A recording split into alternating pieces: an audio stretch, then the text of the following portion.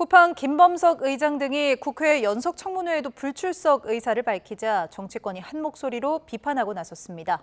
통일교 특검법을 둘러싸고는 여야가 치열한 공방을 벌이고 있습니다. 국회 연결합니다. 황보혜경 기자, 먼저 쿠팡 청문회 불출석 관련 정치권 반응부터 전해주시죠. 네, 더불어민주당과 조국혁신당, 개혁신당 등 연석청문회에 참여하는 의원들이 공동 입장문을 내고 쿠팡 경영진의 불출석은 국민과 국회를 향한 정면 도전이라고 비판했습니다. 각자의 불출석 사유 역시 납득할 수 없고 책임 회피를 위한 변명이라며 즉각 불출석 결정을 철회할 것을 요청했습니다. 특히 김범석 의장은 청문회에 출석해 국민과 국회 앞에 사죄해야 한다고 강조했습니다. 최민희 국회 과방위원장도 SNS에 개인정보 유출 침해 사고와 같이 큰일을 내팽개칠 일정이 대체 뭐냐며 절대 양해할 수 없다고 적었습니다. 연석청문회에 참여 의사를 밝히지 않은 국민의힘도 목소리를 냈습니다.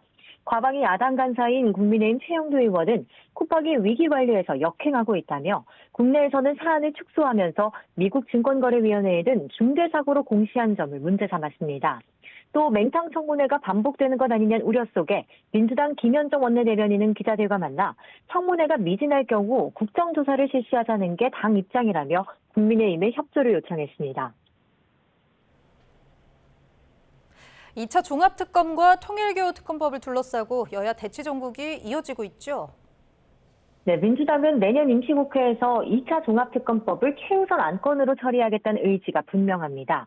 오늘 김건희 특검을 끝으로 이른바 3대 특검 수사가 모두 종료됐지만 미진한 부분에 대해 추가 수사가 필요하다는 입장입니다. 수사 기간이 최대 170일로 내년 6월까지 이어질 수 있고 국민의힘 소속 지자체장들로까지 수사 대상을 확대했습니다. 이에 대해 국민의힘 장동혁 대표는 오늘 국회 기자간담회에서 민주당이 내년 지방선거까지 내란몰이를 계속하려는 전략이라고 비판했습니다. 2차 종합특검을 통과시키는 순간 국민적 분노에 부딪히며 정권 자멸로 이어질 거라고도 경고했습니다. 여야가 각각 발의한 통일교 특검법 역시 수사 범위와 특검 추천 방식 등을 놓고 여전히 평행선입니다. 민주당은 통일교 의혹에 더해 신천지 의혹까지 수사 범위에 포함해야 한다는 입장인데요. 국민의힘은 민주당이 뜬금없이 신천지 의혹을 포함해 특검을 무산시키려 한다고 반발하고 나섰습니다. 이에 민주당은 국민의힘이 특정 단어에 과도하게 반응하는 건 뭐가 캥기는가라고 의문을 남긴다며 떳떳하면 한 번에 털고 가자고 맞받았습니다. 국민의힘이 오는 30일 국회 본회의에서 통일교 특검법 통과를 촉구한 가운데 민주당도 협상 여지를 열어두고 있어 여야가 합의점을 찾을 수 있을지 주목됩니다.